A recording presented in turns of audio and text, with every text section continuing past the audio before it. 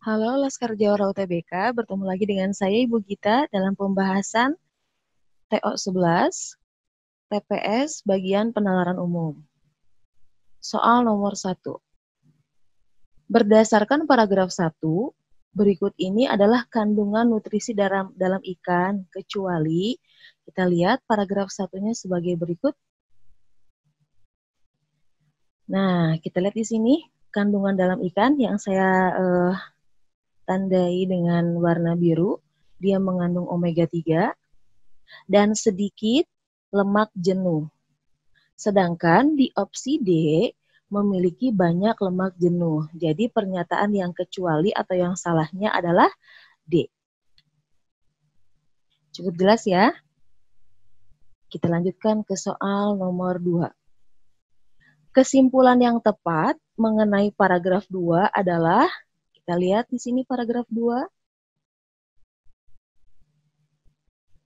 Di paragraf 2, di kalimat yang saya tandai, terdapat kalimat, jika mengkonsumsi omega 3, maka dapat mengurangi peradangan dalam tubuh. Jika peradangan berkurang, maka dapat mengurangi resiko terkena berbagai penyakit kronis. Nah, kita lihat di sini.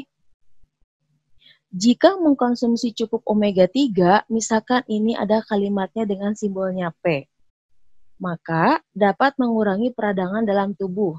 Ini kita misahkan dengan Q. Nah, kalimat selanjutnya tadi, jika peradangan berkurang, berarti ini adalah Q.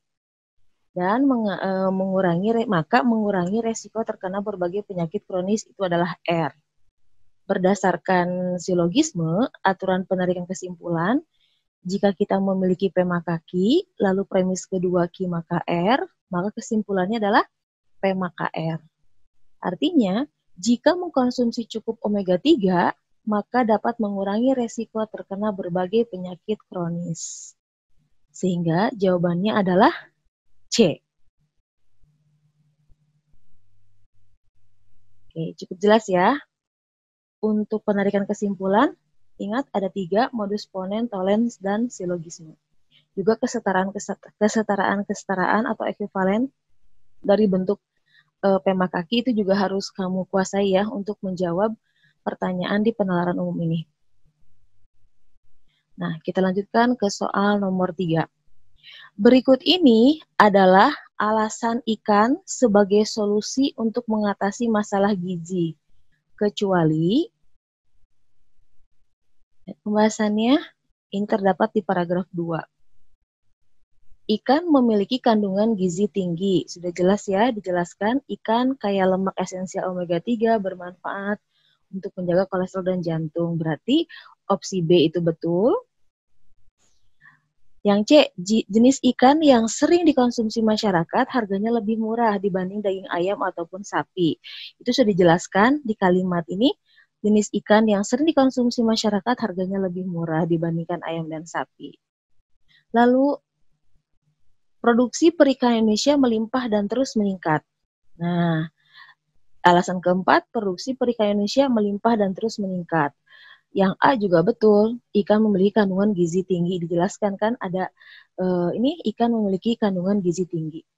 Jadi yang tidak tepat adalah D, ikan dapat bertahan hidup lebih lama sehingga dapat didistribusikan ke penjuru negeri.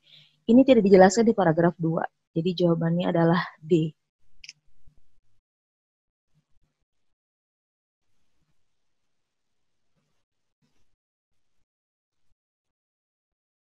Mari kita lanjutkan ke soal nomor 4. Kalimat yang setara, berarti harus yang kita ingat adalah kesetaraan dari bentuk implikasi. Jika jumlah merkuri yang masuk ke dalam tubuh dalam jumlah banyak, maka akan terjadi gangguan kesehatan adalah kita diminta mencari kalimat yang setara dengan bentuk implikasi ini. Bentuk implikasi itu bentuk jika P maka Q. Jadi kita misalkan jumlah merkuri yang masuk ke dalam tubuh itu adalah P dan Q-nya adalah terjadi gangguan kesehatan. Berikut pembahasannya ya. Nah, tadi saya bilang jika jumlah merkuri yang masuk ke dalam tubuh dalam jumlah banyak kita misalkan dengan P, maka akan terjadi gangguan kesehatan. Nah, terjadi gangguan kesehatannya kita misalkan dengan Q. Ingat, jika kita memiliki kalimat P maka Q, itu ekuivalen atau setara dengan negasi P atau Q. Berarti kalau menggunakan ini tidak ada kalimat jika di depannya. Atau sama dengan bentuk kontraposisinya. Negasi Q maka negasi P. Nah, di pilihan nomor 4 ini, kita yang ada jawabannya itu bentuk negasi P atau Q. Negasi P. P itu tadi apa? Jumlah merkuri yang masuk ke dalam tubuh dalam jumlah banyak. Berarti negasinya adalah jumlah merkuri yang masuk ke dalam tubuh tidak banyak atau Q. Akan terjadi gangguan kesehatan. Jadi jawaban yang tepat adalah D. Bu, kenapa kita nggak cari bentuk kontraposisinya?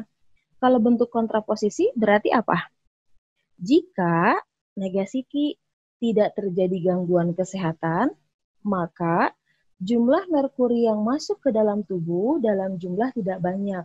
Di pilihan A sampai E tidak terdapat bentuk kontraposisinya. Jadi kita ambil kesetaraan yang pertama ini gitu. Kalian boleh ngambil dua-duanya. Namun nanti dilihat di pilihan itu mana yang sesuai. Pasti salah satu di antaranya, tidak keduanya ya. Oke, ini yang harus diingat, bentuk kesetaraan dari implikasi. Bisa diubah ke dalam kalimat yang penghubungnya atau bentuk kontraposisinya. Cukup jelas ya?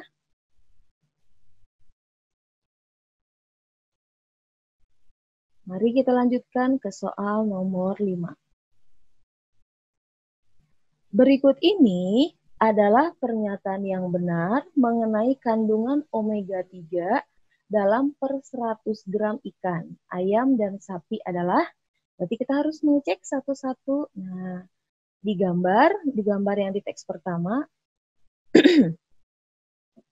ini ada kandungan omega 3, dijelaskan ya, per 100 gram. Jadi, jika mengkonsumsi ikan 100 gram, maka akan diperoleh 210 mg omega 3. Jika mengkonsumsi sama, aturannya 100 gram ayam, itu ada kandungan 22 mg omega 3. Jika mengkonsumsi 100 gram daging sapi, maka akan diperoleh 19 mg omega 3. Kita cek di sini. A. Kandungan omega 3 pada ikan berarti per 100 gram. Ikan itu berarti 210 ya miligram omega 3-nya adalah 10 kali lipat daripada sapi. Berarti apakah 210 itu setara dengan 10 kali 19? Tidak ya. Jawabannya A itu salah. Kita cek yang B. Jumlah omega 3 pada ayam dan sapi, kita jumlahkan 22 ditambah 19, apakah sama dengan 210? B juga salah. Yang C, jika seseorang mengkonsumsi 300 gram ayam, ketika 300 gram ayam berarti 3 kali lipat dari 100 gram. Makanya kandungan omega 3-nya pun kita kalikan dengan 3, berarti 66. Apakah itu setara dengan 60 mg? Salah. Kita lihat di sini, jika seseorang mengkonsumsi 200 gram ayam, berarti kan omega 3-nya 2 kali 22, yaitu 44 omega 3-nya. Dan 100 gram sapi itu 19. Total omega 3 yang diperolehnya adalah 63 mg. Nah, berarti pilihan D adalah pilihan yang betul. Jawabannya adalah D. Jadi kita cek satu-satu berdasarkan info kandungan omega 3 pada ikan, sapi, dan ayam. Bagaimana? Cukup jelas ya? Kalian sudah menerima hasil TO-nya masing-masing? Semoga TO ke-12 dan ke-13 nanti lebih baik ya. Oke, kita teruskan ke soal nomor 6.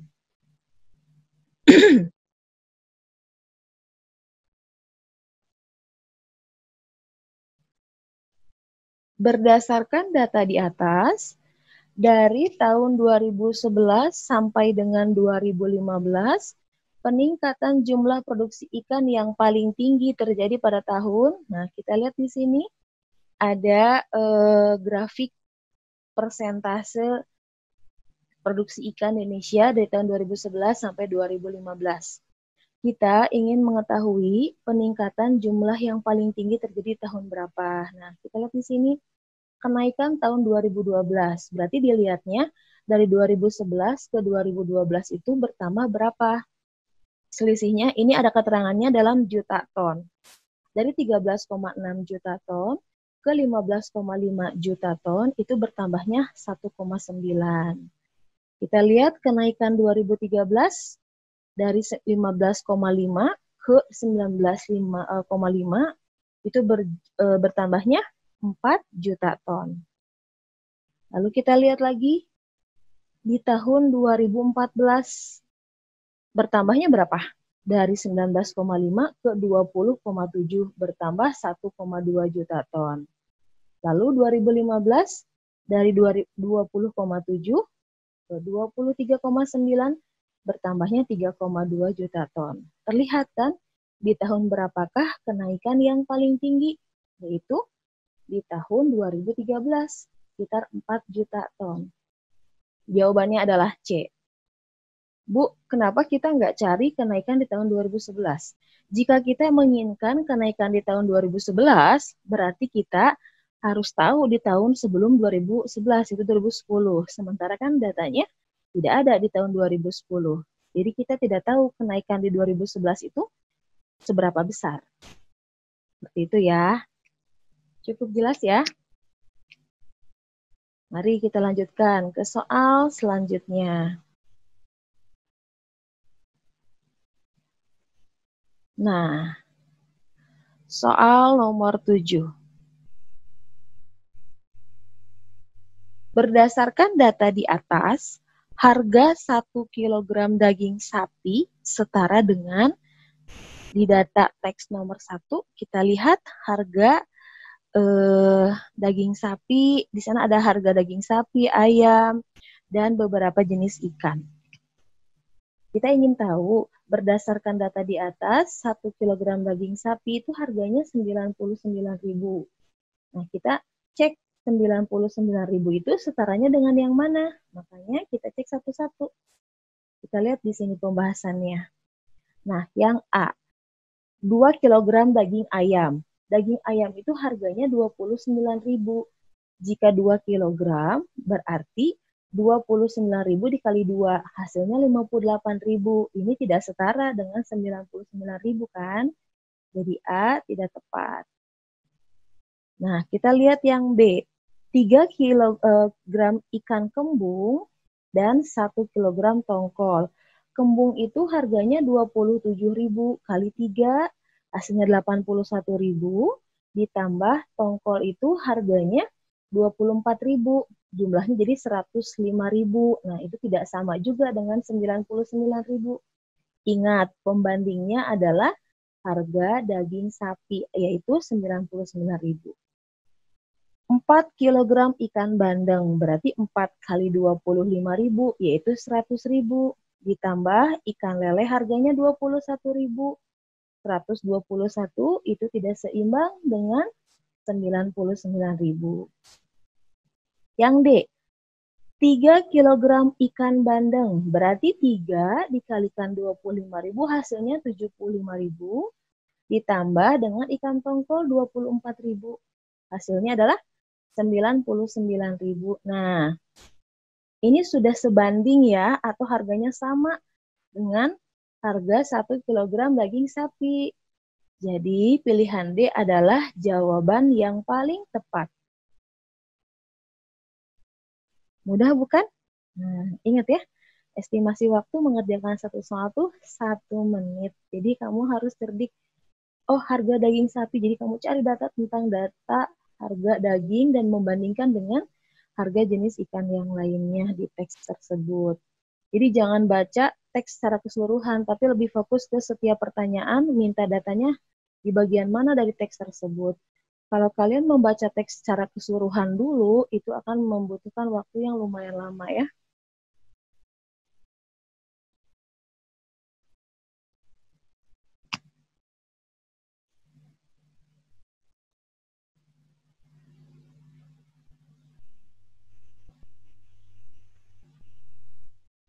Nah, nomor 8.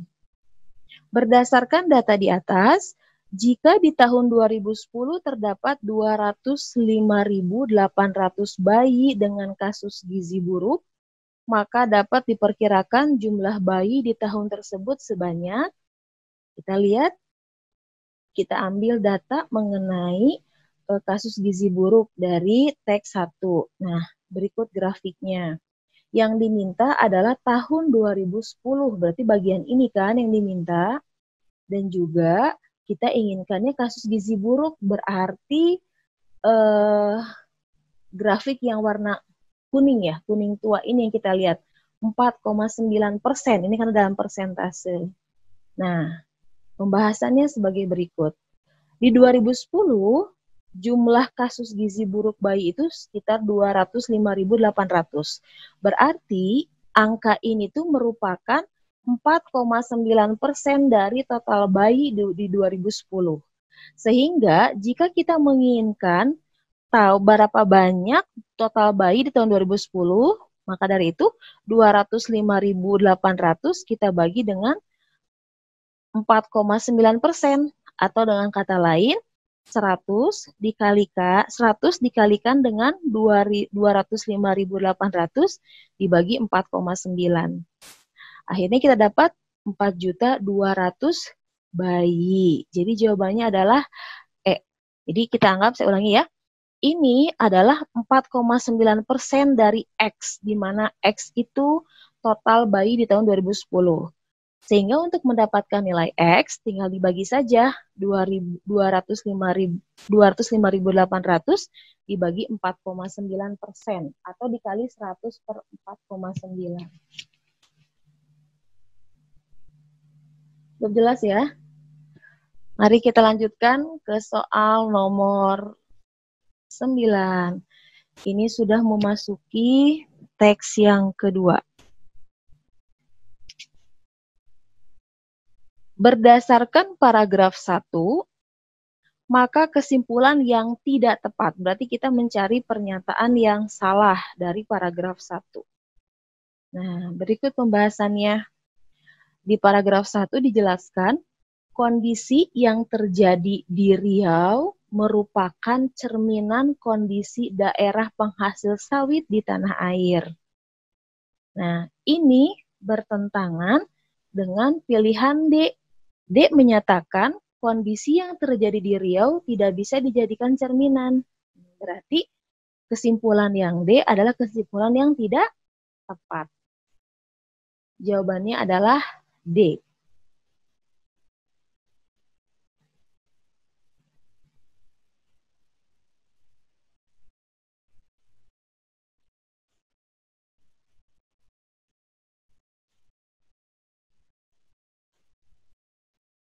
Kita lanjutkan ke soal nomor 10. Berdasarkan paragraf 1, berarti kita nanti lihat di data paragraf 1, maka dapat disimpulkan bahwa jumlah total desa di perusahaan sawit di Riau ada sebanyak, yang ditanya jumlah total desa. Nah, lihat ini paragraf 1. Di kalimat yang Ibu tandain biru, ada pernyataan bahwa sebanyak 128 desa atau 64%. Berarti 128 itu setara dengan 64% dari total seluruh desa.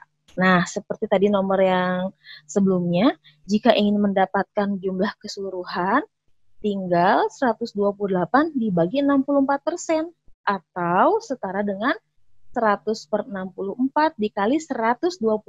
Ini harus 128. Jawabannya adalah 200. A jawabannya. Cukup jelas ya? Jadi 128 itu merupakan 64% dari X. Anggap aja X itu total seluruh desa. Jadi untuk mencari X tinggal 128 dibagi 64%. atau 128 dikali 100 per 64. Ini harusnya 128 ya. Jawabannya adalah 200.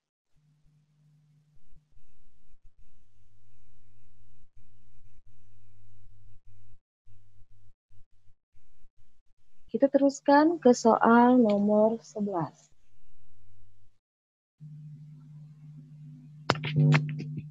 Berdasarkan paragraf 2, maka kesimpulan yang paling tepat adalah, kita lihat di sini paragraf 2. Nah, ada kalimat, tidak ada petani swadaya yang diuntungkan dalam rantai penjualan kelapa sawit. Sebagian petani swadaya belum memiliki sertifikat tanah. Ada kalimat tidak ada petani swadaya yang diuntungkan dalam rantai penjualan kelapa sawit. Ini ekuivalen dengan tidak ada, berarti semua petani swadaya tidak diuntungkan dalam rantai penjualan kelapa sawit. Nah, kalimat belakangnya itu kan yang kedua, sebagian petani swadaya belum memiliki sertifikat tanah. Kesimpulan dari kedua kalimat ini adalah, nah, jika kita memiliki kalimat semua X adalah Y, kita boleh mengungkapkan sebagian X adalah Y. Jadi saya juga boleh mengungkapkan bahwa sebagian petani swadaya tidak diuntungkan dalam rantai penjualan kelapa sawit dan belum memiliki sertifikat tanah. Jadi jawabannya adalah E. Ingat kalimat berkuantor, tidak ada artinya semua, dan kalimat belakang dinegatifkan. Terus, jika kita mempunyai kalimat semua X adalah Y, kamu boleh juga bilang bahwa sebagian X adalah Y. Jadi kita gabung dengan kalimat kedua, diperoleh jawabannya E.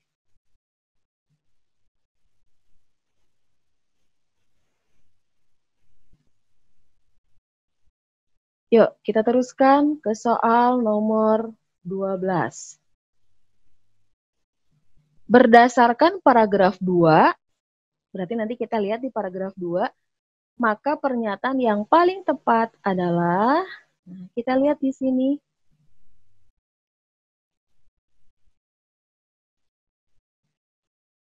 Mereka mengelola 40% dari total lahan perkebunan sawit di Indonesia. Petani swadaya masih mengalami banyak kendala, salah satunya alur rantai pasok CPO yang terbilang panjang. Setelah panen di kebun, petani biasanya menjual TBS ke tengkulak.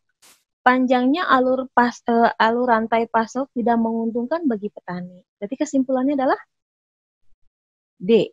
Semua petani swadaya tidak diuntungkan dalam rantai penjualan kelapa sawit. Karena ada kendala-kendala, makin panjang perjalanan kelapa sawit dari petani hingga pabrik, makin besar pula pendapatan petani yang hilang. Jadi mereka merasa tidak diuntungkan dalam rantai penjualan kelapa sawit karena terlalu panjang prosesnya.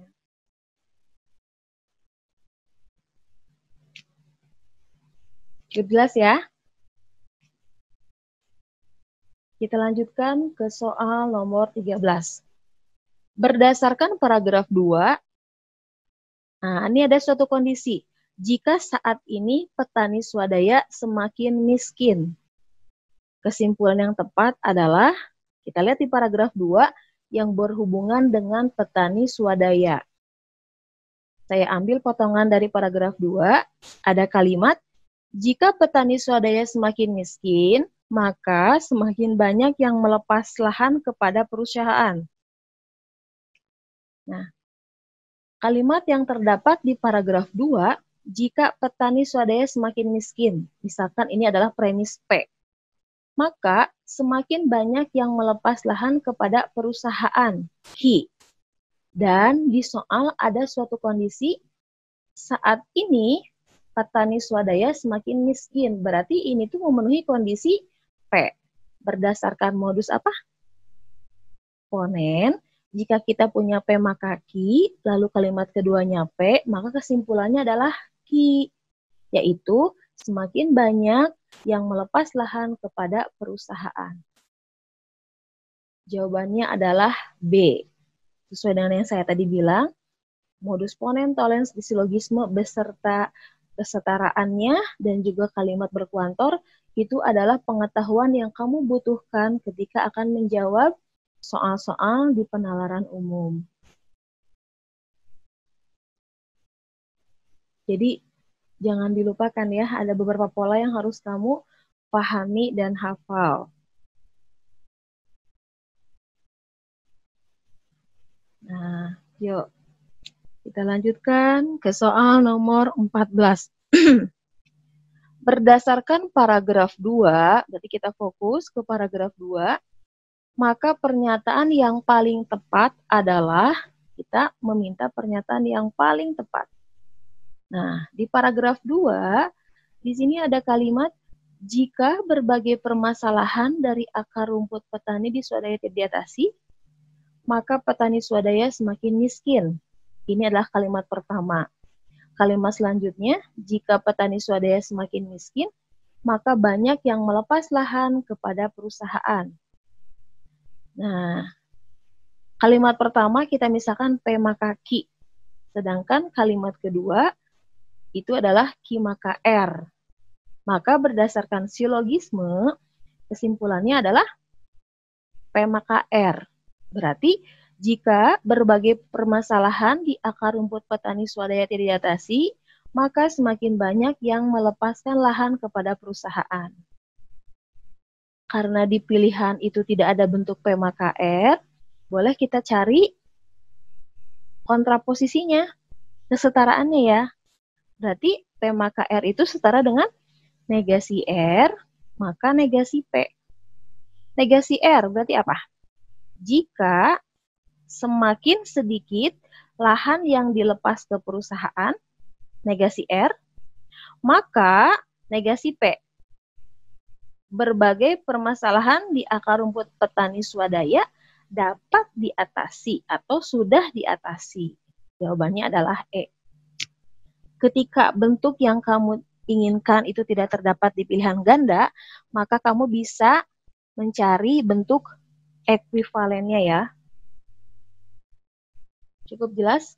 Pokoknya kalau misalnya ada kesimpulan yang tepat, terus kamu cari di paragraf itu, ada nggak bentuk kalimat implikasi seperti jika, maka. Jadi harus ngeh ke bentuk-bentuk seperti itu.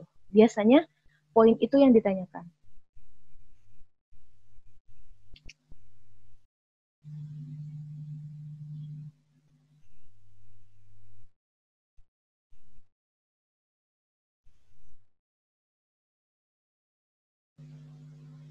Kita lanjutkan ke soal nomor 15.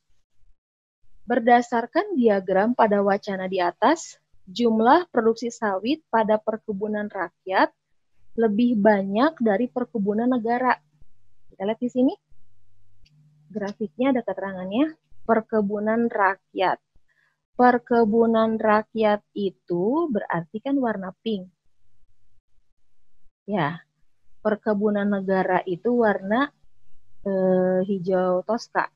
Kita ingin lihat yang di tahun berapakah warna pink itu lebih tinggi karena kan lebih banyak dibandingkan warna toska.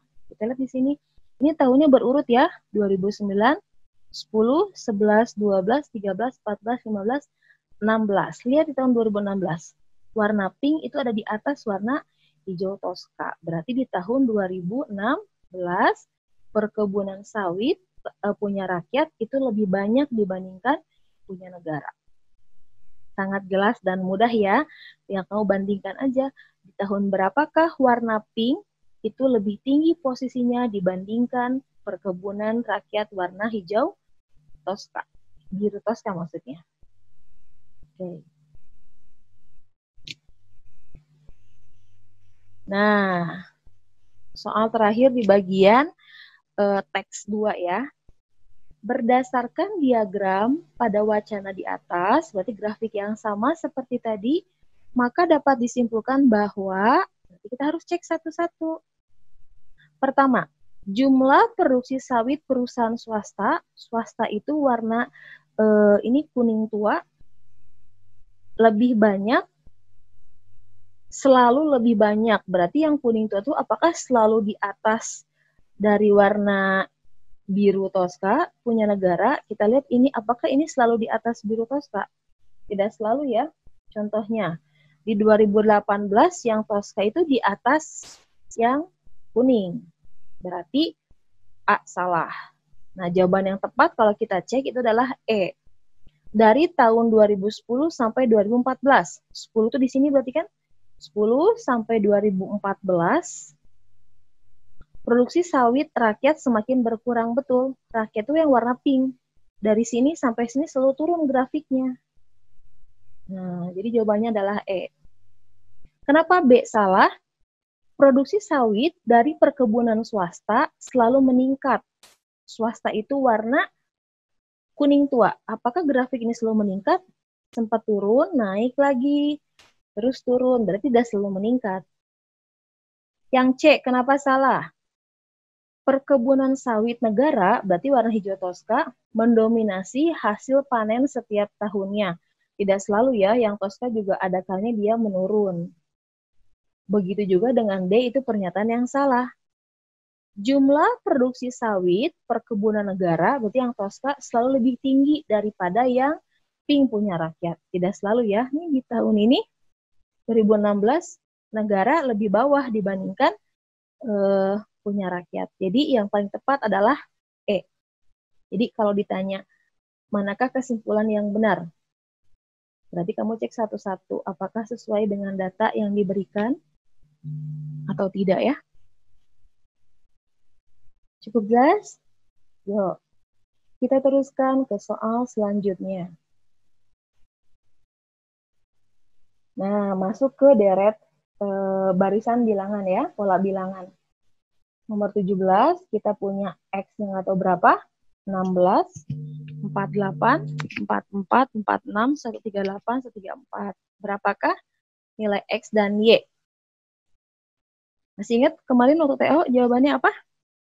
Ada X, 16, 48, 44, 46, 138, terus 34, Y. Yuk, yang masih ingat, coba. Sebetulnya ya di sini ada angka yang menarik. Kalau saya biasanya lihatnya itu tidak mesti dari awal. Di sini ada angka yang menarik. 16 ke 48 itu dikalikan 3 kan? Nah, ada yang menarik lagi.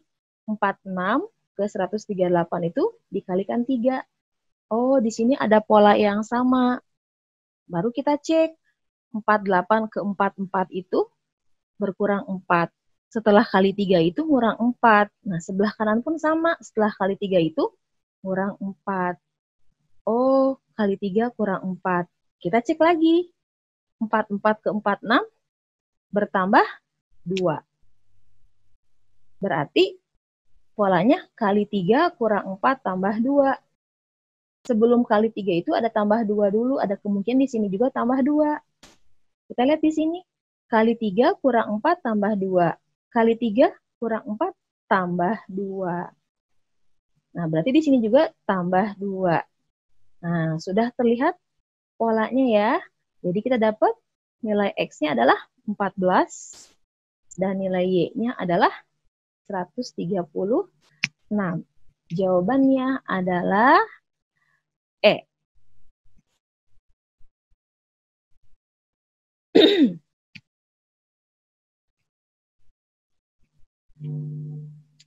Barisan bilangan yang kedua, nomor 18.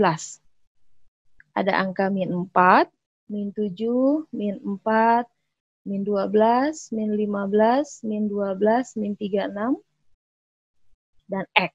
Nah, ayo yang masih ingat, katanya kemarin ada yang bilang, Bu, kok susah ya bagian barisannya. Tapi tadi kita bahas tidak terlalu susah ya. Oke, polanya gimana? Lihat. 4 ke min 7 itu berkurang 3. Min 7 ke min 4 ditambah 3. Min 4 ke min 12 kali 3.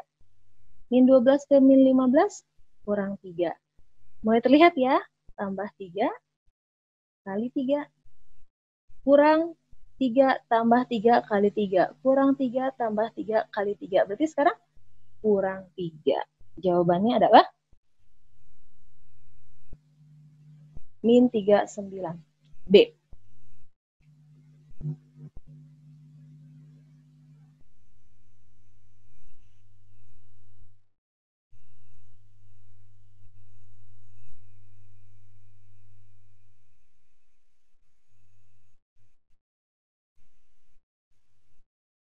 Kita lanjutkan ke soal nomor 19. Nilai 6 dalam lingkaran P adalah hasil operasi aritmetika semua bilangan di luar lingkaran P. Jadi saya harus mengoperasikan angka-angka di luar ini tuh dengan menggunakan operasi aritmatika sehingga menghasilkan 6. Nah, dengan operasi yang sama, maka saya dapat mendapatkan nilai berapa di sini gitu ya. Nah, katanya ini bagian yang sulit. Coba kita lihat ya di sini ya. Untuk mendapatkan angka 6, maka saya jumlahkan 3 angka yang atas, 24 ditambah 36, itu adalah 60, 60 tambah 6, 66, hasilnya 66 dibagi bilangan yang paling bawah. Dibagi 11 hasilnya 6. Nah, dengan pola yang sama, kita peroleh berarti 8 ditambah 12 ditambah 18, hasilnya itu adalah 38 dibagi 2, 19. Makanya jawabannya adalah D. Mudah bukan? Kok kalau dibahas tampak mudah ya? Nah, maka dari itu kamu membutuhkan latihan yang banyak ya. Masih ada waktu nih, sekitar 1 bulan lagi untuk tes UTBK. Soal nomor terakhir, nomor 20. Untuk mendapatkan angka 24, apa yang harus kita lakukan? Yuk, ada yang masih ingat? Jawabannya berapa?